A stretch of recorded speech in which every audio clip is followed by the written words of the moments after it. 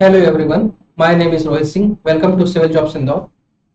जैसा कि हमारा शेड्यूल चल रहा है, आज है फ्राइडे और फ्राइडे को हम लोग पढ़ते हैं प्रीलिम्स और जीएस पेपर थर्ड का science and tech security and disaster management. आज के इस वीडियो में आपको साइंस एंड टेक से जुड़ी हुई एक न्यूज़ मिलेगी, एक सिक्योरिटी से जुड़ी हुई न्यूज़ मिलेगी। डिजास्टर मैनेजमेंट को लेकर कोई न्यूज़ नहीं है, क्योंकि पिछले वीक में ऐसा कुछ खास हुआ नहीं। जो पहली न्यूज़ की हम बात करने वाले हैं वो है anti microbial resistance. Anti microbial resistance उसे कहते हैं जब जो माइक्रोब्स है या माइक्रो ऑर्गेनिज्म है उन पर मेडिसिन का असर होना बंद हो जाता है, या वो अपने आप को अडॉप्ट कर लेते हैं, जिससे अब मेडिसिन उनके ऊपर असर नहीं करती। इसको और डिटेल में समझते हैं तो पहले जान लेते हैं कंटेक्स्ट क्या है। हमारे देश में natural life stock farming foundation, ये एक नॉट फॉर प्रॉफिट फाउंडेशन है, और इसके नाम से समझ में आ रहा है कि देश में जो लाइव स्टॉक है, जो पशुधन है, उसको लेकर ये काम करता है। तो इस फाउंडेशन के साथ एक इंटरनेशनल नेटवर्क जुड़ा और उसने भारत के जो भी डेयरी सेक्टर है उसको उनके जुड़े हुए उससे जुड़े हुए जो फार्मर्स हैं उनको एडवाइस दी कि आप अपना जो यूज कर रहे हैं, क्या यूज कर रहे हैं, एंटी बायोटिक्स और वेटनरी ड्रग्स का जो यूज कर रहे हैं उसको रिड्यूस करना पड़ेगा। क्योंकि अभी जो माइक्रो ऑर्गेनिज्म है उन्होंने एक रेसिस्टेंट डेवलप कर लिया है इन दवाइयों के खिलाफ, और अब इन दवाइयों का असर उन पर ज्यादा हो नहीं रहा है या बिल्कुल नहीं हो रहा है। अब बात करते हैं एंटी माइक्रोबियल्स क्या होते हैं और एंटी माइक्रोबियल रेसिस्टेंट क्या होते हैं। एंटी माइक्रोबियल्स वो होते हैं जो माइक्रोब्स के खिलाफ लड़ रहे हैं। इसमें आपके antibiotics, antivirus, anti fungal, anti parasitics आ सकते हैं।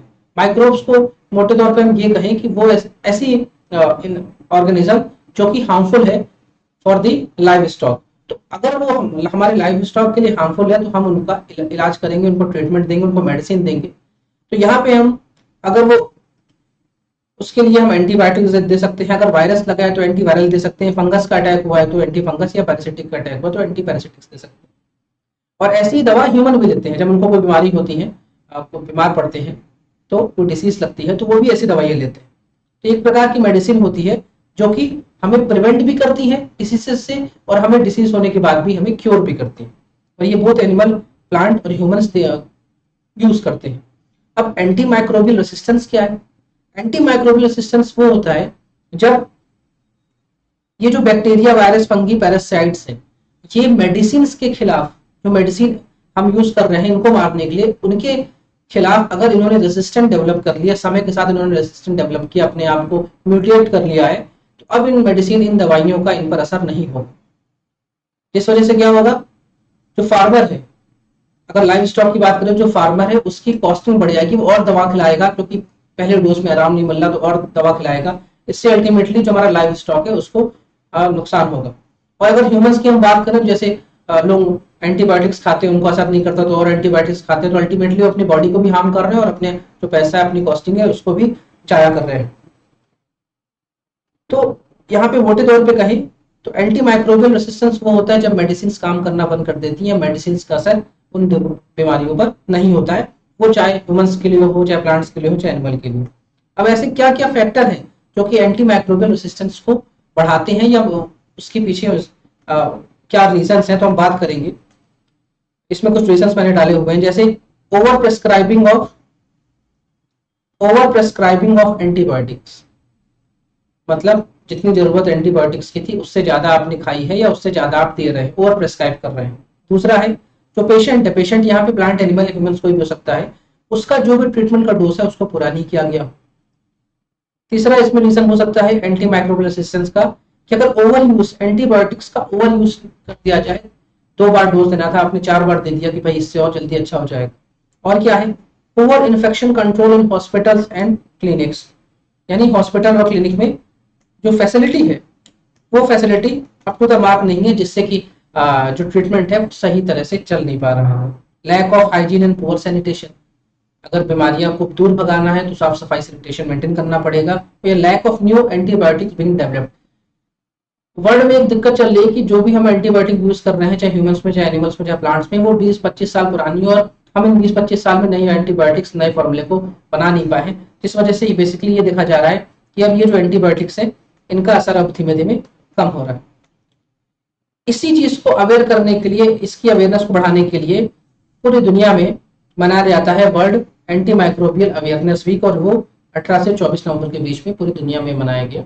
कि लोग अवेयर हो जाए कि एंटी माइक्रोबियल रेसिस्टेंस हो रहा है, और डोज पूरा होने के बाद भी या डोज की वजह से भी डोज इनइफेक्टिव हो रहा है, मतलब मेडिसिन इनइफेक्टिव हो रही है इन डिसीज पे। अब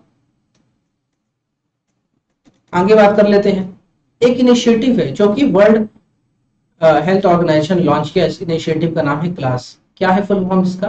global anti microbial resistance use surveillance system. Global anti microbial resistance मतलब दुनिया भर में हम जीएमआर को लेकर जीएएमआर को लेकर बात करेंगे और सर्विलांस सिस्टम डेवलप करेंगे, जिससे कि हम जो भी कंट्रीज हैं, जो भी स्टेक होल्डर्स हैं, उनकी जो भी इंटरनल एजेंसीज हैं, उनको एक सिनर्जी में, एक सिंक में लाकर रखेंगे, जिससे अल्टीमेटली हमें पता चल पाए कि किस मेडिसिन कौन सी मेडिसिन इनइफेक्टिव हो रही है, कौन सी मेडिसिन इफेक्टिव हो रही है, कितने डोज में इफेक्टिव हो रही है। यानी ओवरऑल एक पूरा समरी आ जाए पूरी दुनिया की कि कहाँ कहाँ एंटी माइक्रोबियल रेसिस्टेंस बढ़ रहा है, कहाँ कम हो रहा है, किस डिसीज में ज्यादा हो रहा है, कौन सी दवा इनफेक्टिव हो रही, किस दवा से ज्यादा इफेक्ट कर रहा है। ये सारी चीज को लेकर एक क्लास नाम का इनिशिएटिव 2015 में वर्ल्ड हेल्थ ऑर्गेनाइजेशन ने शुरू किया। अब हमारे देश में जैसे हमने शुरू किया था कंटेक्स्ट में कि जो हमारा लाइव स्टॉक है उसको लेकर बात हो रही थी, और फिर हमने ह्यूमंस और प्लांट्स में भी देखा कि भाई एंटी माइक्रोबियल रेसिस्टेंस जो ह्यूमंस की बॉडी में भी आ सकता है।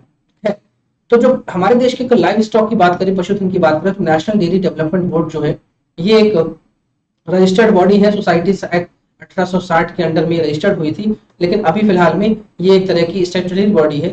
भारत सरकार ने 1987 में कानून लाकर, पार्लियामेंट में कानून लाकर, एनडीडीबी एक्ट लाकर इसको स्टैट्यूटरी बॉडी का दर्जा दिया है, और अब ये कॉर्पोरेट के रूप में काम करती है। इसका हेड ऑफिस आपको मिलेगा गुजरात में।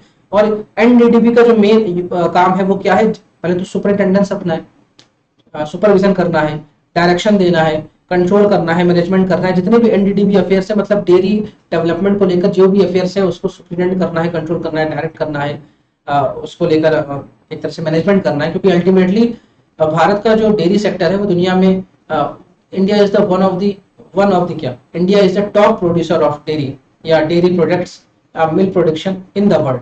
तो ये सब जो काम है, इसका पूरी रिस्पॉन्सिबिलिटी, ओवरऑल जो रिस्पॉन्सिबिलिटी एनडीडीबी के ऊपर आती है। तो इसको इसलिए बनाया गया था कि आप प्रमोट करिए, फाइनेंस करिए और सपोर्ट करिए किसको?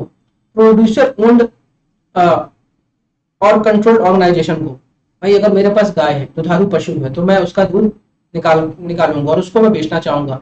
तो अगर हम लोग ऐसा कोई ऑर्गेनाइजेशन बनाते हैं, ऐसा कोई डेयरी ऑर्गेनाइजेशन बना रहे हैं, या कम्युनिटी ऑर्गेनाइजेशन बना रहे हैं, या मिल्क यूनियन बना रहे हैं, तो उसको आपको कंट्रोल करना, सुपरवाइज करना है और हमको डायरेक्शन देना है। हमारे देश में एक व्यक्ति है, उनका नाम है डॉक्टर वर्गीश कुरियन। वर्गीश कुरियन को इसलिए जाना जाता है, उनको मिल्क मैन ऑफ इंडिया भी कहा जाता है। वर्गीश कुरियन ने हमारे देश में ऑपरेशन फ्लड लाया, और ऑपरेशन फ्लड की वजह से आज दुनिया वर्ल्ड में टॉप मिल्क प्रोड्यूसर कंट्री है। और जो आनंद मिल्क यूनियन लिमिटेड है, इसकी स्थापना भी डॉक्टर वर्गीश कुरियन ने की थी, और दुनिया की सबसे बड़ी डेयरी सेक्टर की एक कोऑपरेटिव सोसाइटी है। आज अगर मार्च 19 के डेटा के हिसाब से बात करें, तो लगभग 508 लाख किलो मिल्क हर दिन हमारे यहाँ एक तरह से क्या कहें कि प्रोक्योर किया जाता है, और इसीलिए हम दुनिया में मिल्क प्रोडक्शन में नंबर 1 आते हैं। तो ओवरऑल एक ये पूरा एक न्यूज थी, न्यूज इन ट्रांजिशन थी।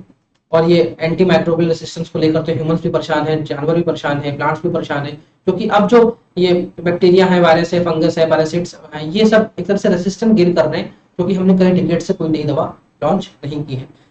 देखिए 2022 में यानी पिछले साल जो पेपर था, उसमें प्रोबायोटिक्स को लेकर सवाल यूपीएससी ने पूछा था। प्रोबायोटिक्स ऐसे चीजें होती हैं, ऐसे एलिमेंट्स होते हैं, ऐसे ऑब्जेक्ट्स होते हैं, इनको बॉडी के अंदर इन्फ्यूज किया जाता है, जिससे बॉडी को वो कुछ नया, कुछ एक्स्ट्रा चीज दे पाए।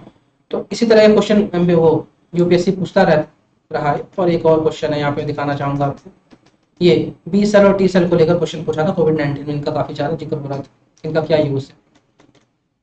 अगली जो न्यूज है हमारे पास, वो है मालाबार एक्सरसाइज को लेकर। ये साइंस एंड टेक, सिक्योरिटी और डिफेंस में भी डाल सकते हैं हम इसको। बेसिकली सिक्योरिटी और डिफेंस की बात है, साइंस एंड टेक तो रख दिया मैंने ऐसे। मालाबार एक्सरसाइज, देखिए इंडिया का अगर मैप बनाऊं, तो जो केरला वाला रीजन है और यहाँ का जो कोस्टल एरिया, इसे कहते हैं मालाबार, इसे कहते हैं मालाबार। तो मालाबार एक्सरसाइज जो है, इसका 26th एडिशन हुआ कहाँ? जापान में। 26th एडिशन कहाँ हुआ? जापान में। और इसमें इंडिया ने पार्टिसिपेट किया। जापान में हुआ तो होस्ट कंट्री कौन हुआ? जापान हुआ। देखिए 1992 से Malabar exercise joint military exercise चल रही थी इंडिया और यूएस के बीच में। 1992 से बायलैटरल थी, एक बार यूएस में होती थी, एक बार इंडिया में, एक बार यूएस में, एक बार इंडिया में। 2015 में क्या हुआ? जापान ने इसमें पार्टिसिपेट किया और परमानेंट मेंबर बना। तो तब ये ट्राइलेटरल हो गई, 3 देशों के बीच हो गई। 2020 में ऑस्ट्रेलिया ने भी इसमें जो इसको ज्वाइन कर लिया। आज 4 कंट्रीज मिलकर मालाबार एक्सरसाइज करती हैं और ये चारों कंट्रीज क्वाड की भी मेंबर्स। ये चारों कंट्री क्वाड की मेंबर। 26 एडिशन जो हुआ वो कहाँ हुआ? जापान में हुआ। हमारे देश से 26 एडिशन में पार्टिसिपेट करने इंडियन नेवी गई और इंडियन नेवी का जो ईस्टर्न फ्लीट है, ईस्टर्न फ्लीट का जो हेडक्वार्टर है वो आपको मिलेगा विशाखापट्टनम में। विशाखापट्टनम में। तो इनके जो फ्लैग कमांडिंग ऑफिसर थे वो गए। अब इनका नाम आपको याद रखना है और यूपीएससी नहीं पूछेगा। हालांकि हमने जिनको भेजा, जो आईएनएस शिप हमारी गई वो थी आईएनएस शिवालिक और एक एंटी सबमरीन कॉर्वेट किया था आईएनएस कोमोर्ता। जो शिवालिक है वो क्या है? स्टील मल्टी रोल फ्रिगेट है। आपको उनका नाम पता होना चाहिए, मतलब नाम के साथ साथ इनका काम। ये स्टील मतलब ये अपनी आइडेंटिटी छुपा सकता है, राडार को चकमा दे सकता है। मल्टी रोल फ्रिगेट है ये, यानी ये डिजास्टर मैनेजमेंट में भी काम आ जाएगा, रेस्क्यू में भी काम आ जाएगा, वॉर में भी काम आ जाएगा। और जो एंटी सबमरीन कॉर्वेट है कोमोर्ता, एंटी सबमरीन मतलब इस सबमरीन को हंट करेगा, सबमरीन को ढूंढ के उसको मारने की कैपेबिलिटी है। तो 26 एडिशन मालाबार का संपन्न हुआ, जापान में हुआ। हमने पार्टिसिपेट किया, हमारा जो ईस्टर्न कमांड था उसने आईएनएस शिवालिक और कोमोर्ता को भेजा और ये 1992 से शुरू हुआ था। इंडिया और यूएस का बायलैटरल एक्सरसाइज थी। 2015 में जापान ने इसमें शामिल हुआ और 2020 में ऑस्ट्रेलिया शामिल हुआ। आज के समय जो क्वाड नेशन है चारों, यूएस, इंडिया, जापान और ऑस्ट्रेलिया, वो चारों क्वाड मालाबार के भी मेंबर है। यानी हम कह सकते हैं Malabar exercise is also a quad military exercise. और जो हमने पहली न्यूज की बात की थी वो एंटी माइक्रोबियल रेसिस्टेंस को लेकर बात की थी। और एंटी माइक्रोबियल रेसिस्टेंस क्या होता है, क्यों होता है, क्या ये ह्यूमंस में होता है, एनिमल्स में होता है, प्लांट्स में होता है, कि तीनों में होता है, इन सब चीजों की हमने बात की। और हमने ये भी देखा कि what are the reason behind this to increase the antimicrobial resistance. हमने ग्लास के इनिशिएटिव की बात की और हमने ये देखा कि जो नेशनल डेयरी डेवलपमेंट बोर्ड है वो कैसे बना है और वो कहाँ हेडक्वार्टर है, वो उसके क्या मैंडेट है।